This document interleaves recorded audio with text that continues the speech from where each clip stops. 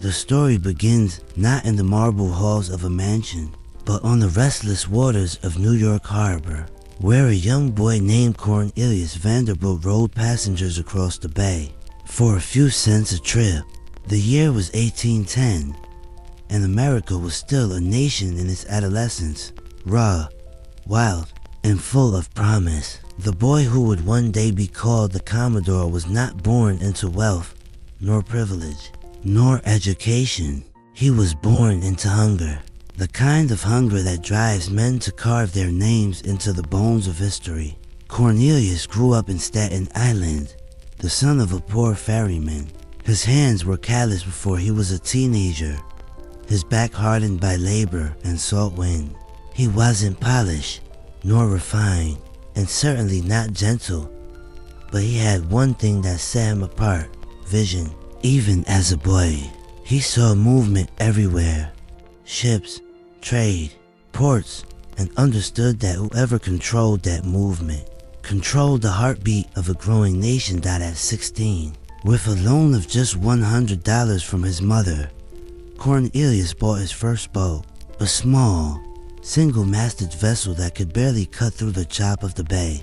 But it was his chance to command, to compete, to prove. He ferried goods and people between Staten Island and Manhattan, working 16-hour days, sometimes sleeping on the deck with only a blanket of mist for comfort. He didn't just work harder, he worked smarter. He undercut his rivals, cut deals directly with merchants, and built a reputation for being fast, reliable, and utterly ruthless in business. Soon, people began to notice. There was something magnetic about this rough-edged young man, a kind of dangerous energy. He didn't play by the old rules of polite trade. He created new ones. When other ferry operators raised prices, he lowered his. When they tried to push him out, he pushed back harder. His competitors called him reckless. His customers called him efficient. And in a world where speed meant profit, efficiency won every time. By the 1820s, steamships were revolutionizing American transport, and Vanderbilt saw the opportunity before most. He shifted from sails to steam, understanding that the future would belong to those who mastered this new engine of progress. He partnered with the steamboat tycoon Thomas Gibbons, running vessels along the Hudson River, and together they challenged one of the most powerful monopolies in America, the Fulton-Livingston monopoly, which controlled all steamboat travel in New York waters. Vanderbilt, as Gibbons' captain and enforcer, defied the monopoly openly. He ran his ships illegally, daring the law to stop him. When the case finally went to the Supreme Court, Gibbons v. Ogden won 8-4. The verdict changed America forever. The court struck down the monopoly, declaring that only the federal government could regulate interstate commerce. The victory didn't just free the waterways, it made Vanderbilt a legend. He was no longer a ferryman. He was a force. By the 1830s and 1840s, Cornelius Vanderbilt owned one of the largest fleets in the nation. His ships connected New York to Boston, New Orleans, and even California during the gold rush. He slashed ticket prices so low that competitors went bankrupt trying to keep up. When they begged him for mercy, he famously replied, "Gentlemen, you have undertaken to cheat me. I will ruin you." And he did, time and time again. He had no sympathy for weakness, no patience for failure. Business, to him, was war, and he intended to win every battle. His empire grew not because he inherited it, but because he understood something others didn't. America was built for speed. Whoever could move people, goods, and ideas the fastest would become the new aristocracy. By the time he was 50, Vanderbilt had become a self-made millionaire, one of the richest men in the country. But even as his ships ruled the seas, he turned his gaze inland, toward the rails of iron now spreading like veins across the continent. The railroads were the future, and he would not be left behind. He began selling off his steamships and investing in rail lines, first small ones, then bigger, more strategic ones. The Harlem, the Hudson River Railroad, and finally the mighty New York Central. One by one, he acquired them, consolidated them, and built a transportation empire that spanned from New York to Chicago. He saw that the key to power was connection, to control the routes between America's beating hearts. Its cities that he built the Grand Central Depot, a terminal so massive and modern that it symbolized not just his wealth, but his domination of American industry. It wasn't simply a station, it was a statement, a declaration that one man, born poor and uneducated, could reshape a nation's infrastructure with sheer will. But Cornelius Vanderbilt was not beloved. He was feared, respected, and often despised. He didn't pretend to be kind. He didn't mask his greed with charity or charm. He called philanthropy a waste of money and once said, "What do I care about the law? Ain't I got the power?" His fortune was built on cutthroat tactics, crushing competitors, buying influence, and intimidating rivals. Yet, even his enemies admitted his genius. Vanderbilt operated by instinct, not by sentiment, not by theory. He had a primal understanding of timing, of momentum, of when to strike and when to hold. He was America's first great industrial titan, the original model for the robber barons who would follow by the time of his death in 1877. Cornelius Vanderbilt had turned a $100 loan into an empire worth over $100 million, roughly equivalent to several billions today. His wealth was larger than the entire US Treasury at times. He was, by all accounts, the richest man in America. And yet, he lived simply by the standards of his descendants. No great palaces, no castles in Europe. His mansion on Washington Place in Manhattan was grand, but not gaudy. He valued power more than pleasure, control more than comfort. He saw money as a tool, a weapon, not as a luxury. When he died, he left almost his entire fortune to one son, William Henry Vanderbilt, bypassing many of his other children, whom he considered weak or wasteful.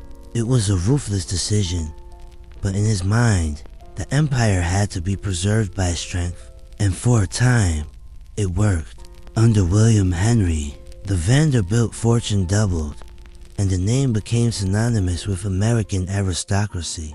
The family owned railroads, mansions, art collections, and influence that stretched from Wall Street to Washington. But like many empires, it carried within it the seeds of its own collapse. For Cornelius Vanderbilt had built his dynasty on efficiency and discipline, virtues that would vanish in the next generation, replaced by vanity, extravagance, and pride. The man who once slept on his own deck for survival would have been disgusted by what his heirs became, heirs to wealth they didn't earn, trapped in a gilded world they didn't understand. The Vanderbilt story began on the waters of ambition, but it would end in the drought of excess. The empire of steam and steel was only the beginning. What came next was the empire of marble and decay. By the late 19th century, the name Vanderbilt was no longer just a surname, it was a symbol. It represented the pinnacle of American wealth, the kind of fortune that made even kings and dukes bow in envy. Cornelius Vanderbilt had built an empire of steel and steam, but his heirs transformed it into an empire of gold and glitter. Where he saw profit, they saw prestige. Where he built railroads, they built palaces. It was the Gilded Age, that shimmering, deceptive period in American history when the country gleamed with prosperity on the surface, while social inequality and greed festered underneath. Millionaires were the new royalty, and the Vanderbilts were at the top of this new aristocracy. Their story in this era wasn't about survival or empire building anymore. It was about display, the art of showing the world that they had arrived. Cornelius's son, William Henry Vanderbilt, inherited nearly the entire fortune. His father had chosen him as the keeper of the empire because he possessed a rare blend of discipline and intelligence. Unlike his siblings, William Henry was quiet, reserved, and deliberate, a man who understood the value of restraint. When he took control of the Vanderbilt railroads, he didn't seek fame or parties. He sought growth. He doubled his father's already massive wealth in less than a decade, expanding lines, improving operations, and crushing inefficiency. Under his leadership, the New York Central became one of the most powerful corporations in America. Yet William Henry knew something his father never admitted, that such vast wealth was both a privilege and a curse. Once, when a reporter asked if the public had any interest in how he ran his railroads, he snapped, "The public be damned. It wasn't arrogance, it was exhaustion." He knew the empire was too big, too visible, too vulnerable to the criticism of those who would never understand the weight of it. When William Henry died in 1885, he left behind a fortune estimated at over $200 million, making him not only the richest man in America, but perhaps the richest in the world. His 6 surviving children inherited what could only be described as dynastic wealth, and with that inheritance came a generational shift, one that would change the meaning of the Vanderbilt name forever. The next generation, William K., Cornelius II, Frederick, George, and their sisters, grew up in a different America. They had never known hardship. They never rowed boats in the cold or built railroads with iron fists. They were born into luxury, into a world of servants, private tutors, European vacations, and ballrooms glittering with crystal chandeliers. To them, money wasn't a tool. It was an identity that the Vanderbilt heirs began to live not as businessmen, but as aristocrats. They became obsessed with the social elite, particularly with the Astors, who had long ruled New York society. The Astors considered the Vanderbilts new money, unrefined and uncultured. Despite their immense wealth, to the old guard, the Vanderbilt millions couldn't buy breeding. But that didn't stop the Vanderbilts from trying that in 1883. Alva Vanderbilt, the ambitious wife of William K. Vanderbilt, decided it was time to force her way into high society. She planned what would become one of the most legendary parties in American history, the Vanderbilt Costume Ball. It was a spectacle of wealth and power so extravagant that even Europe's nobility whispered about it. The invitations alone were made of silver. Guests spent thousands on costumes modeled after kings, queens, and gods. When Alva's guests, including the reluctant Mrs. Astor, arrived at her newly built Fifth Avenue mansion, they were greeted by an architectural wonder: marble staircases, gold moldings, frescoed ceilings, and rooms dripping with art. It was a temple to money. The ball became the defining moment of the Gilded Age, the night when the Vanderbilts officially stormed the gates of high society. From that moment, the family became symbols not of industry, but of indulgence. They built mansions across the country, each one grander than the last. William K. Vanderbilt's Petty Chateau in New York, Cornelius Vanderbilt I's Colossal The Breakers in Newport, a 70-room Italian Renaissance-style palace overlooking the Atlantic. George Vanderbilt's Biltmore Estate in North Carolina, the largest private home ever built in America, spanning 175,000 square feet and requiring an army of servants to maintain. These estates were not homes, they were monuments. Each was a declaration of triumph, a silent argument that the Vanderbilts were no longer mere railroad tycoons, but American royalty. The irony, of course, was that while the marble facades gleamed, the railroads, the foundation of their fortune, were beginning to weaken. By the 1890s, America's industrial world was shifting. Competition increased, regulation tightened, and new magnates like J.P. Morgan, Andrew Carnegie, and John D. Rockefeller began to dominate the economy. The Vanderbilts, once the titans of transportation, were becoming relics of an earlier age, too distracted by parties and prestige to notice that power was quietly changing hands. Their wealth was immense, but their purpose had evaporated. The younger Vanderbilts spent fortunes on jewels, yachts, and European art collections. They hosted hunts in England, race carriages in Central Park, and threw dinners where champagne flowed like rivers. Servants ironed their newspapers so their fingers wouldn't get ink. They spent the income of a small nation on entertainment that by the turn of the century, the Vanderbilts had become the very embodiment of the American dream gone excessive. They were adored and mocked in equal measure, envied for their riches, pitied for their emptiness. Newspapers called them the royal family of Fifth Avenue. But beneath the glitter, cracks had begun to form.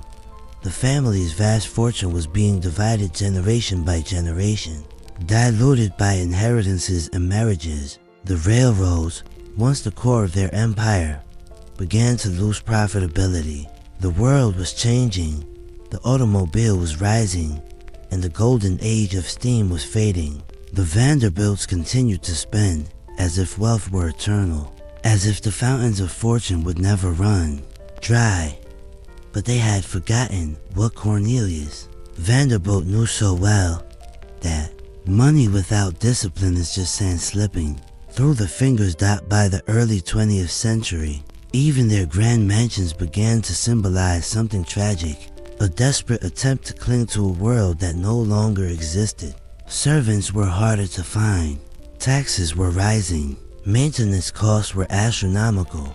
Still, they hosted balls and galas, pretending that the age of splendor would never end. It was said that when George Vanderbilt built more open in 1895, it was so vast that guests got lost on their way to dinner. Its rooms echoed with laughter and champagne once, but only a few decades later, its corridors would echo with silence and emptiness. For all their marble, all their gold, and all their glory, the Vanderbilts had built their dynasty on something intangible, the illusion of permanence. But no empire of wealth can outlast their erosion of purpose. As the Jazz Age dawned, the Vanderbilts were still rich, unimaginably rich, but their influence was waning. New money from oil, steel, and finance was taking their place. Their last great era of opulence was a glittering sunset, beautiful, blinding, and brief.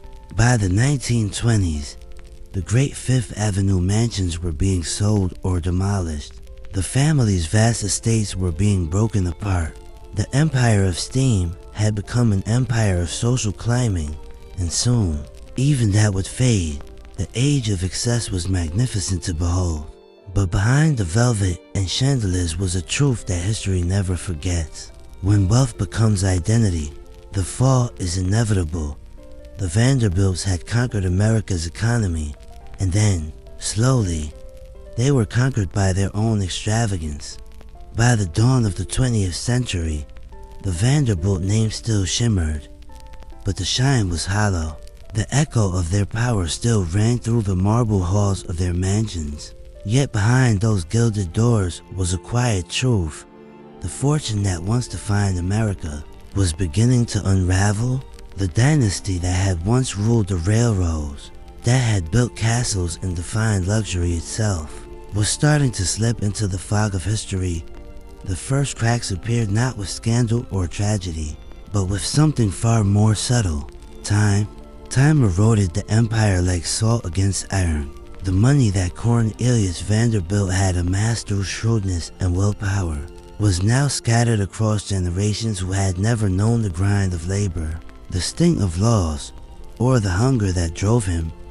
Each new heir inherited less than the last. The immense fortune that had once been concentrated in the hands of one man was now diluted through dozens of descendants. Mansions required endless maintenance, taxes grew heavier, and the railroads, the beating heart of the Vanderbilt wealth, were becoming relics of another age. The automobile changed everything. The iron rails that once carried the nation's lifeblood were being replaced by highways. Planes crossed distances in hours that trains once took days to reach. And while new magnates, men like Henry Ford, were building the future, the Vanderbilts were still polishing the silver of the past. By the time the Great Depression struck in the 1930s, many of the Vanderbilt heirs were already struggling to maintain their vast estates. The once proud Fifth Avenue mansions, once symbols of triumph, were being sold off, piece by piece. Some were demolished entirely, the land beneath them reclaimed for modern buildings. The very skyline they had helped shape began to erase their presence. Cornelius Vanderbilt, II's legendary mansion, a 130-room masterpiece that had once hosted presidents and princes, was torn down in 1926. Its marble staircases and ornate ceilings were carted away like debris. The age of opulence was over as fortunes dwindled, so to dead identity. The younger Vanderbilts no longer commanded respect through business or leadership. They were known only for their name, and even that name began to feel like an echo. Gloria Vanderbilt, born in 1924, became the symbol of this new chapter, not a titan of industry, but a figure of glamour and reinvention. The great-great-granddaughter of Cornelius Vanderbilt grew up amid the remains of the family's grandeur.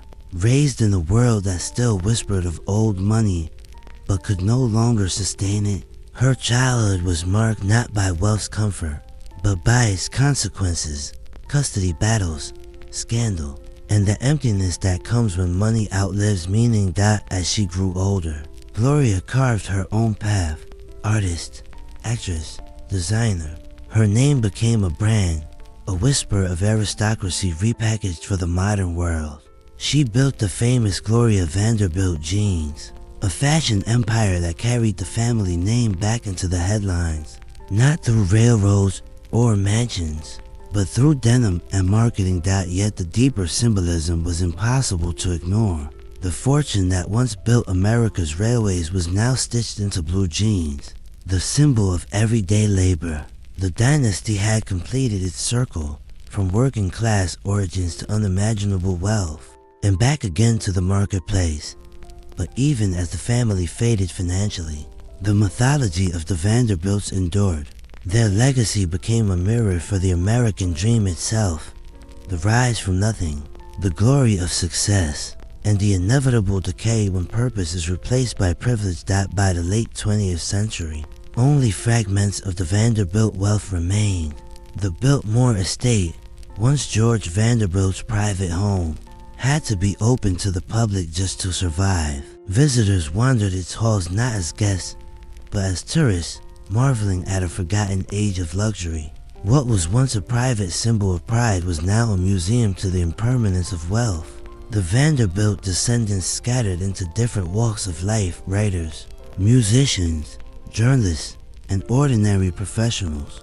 Some continued to live comfortably, but the empire was gone. There were no more railway boards, no more golden parties on Fifth Avenue, no more lavish galas to announce their place at the top of society. One of the last symbols of their legacy, Anderson Cooper, Gloria's son and the great-great-great-grandson of Cornelius Vanderbilt, once remarked that there was no inheritance left. The family's billions had been spent, dissolved across time and generations. "My mom told me there's no trust fund," he said. "There's nothing left. You have to make your own way." And that, perhaps, is the truest lesson of their story. The Vanderbilt's tale isn't simply about money. It's about what happens when wealth loses its foundation. Cornelius Vanderbilt built an empire not out of greed, but out of vision.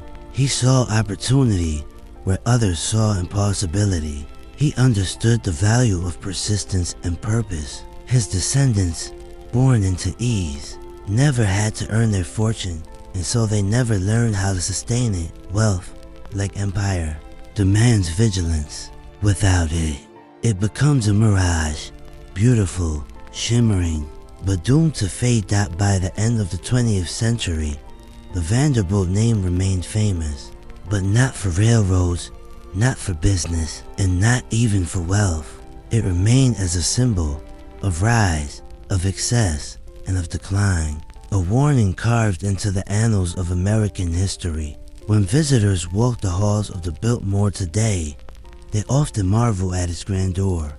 The chandeliers still sparkle, the gardens still bloom, and the vast halls still echo with the footsteps of history. But behind every marble column lies a silent truth that everything built on pride and indulgence eventually crumbles under its own weight.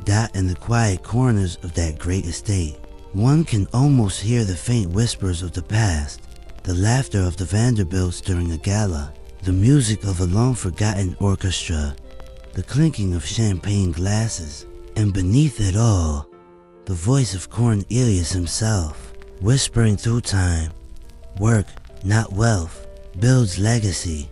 For a family that once commanded the nation, the fall was not sudden, but gradual, a slow fading of light. The Vanderbilt story is not a tragedy, but a reminder that fortune, no matter how vast, is only as strong as the values that sustain it. They began as builders, they ended as a legend, and perhaps, in that cycle, from labor to luxury, from glory to ruin, lies the most human story of all.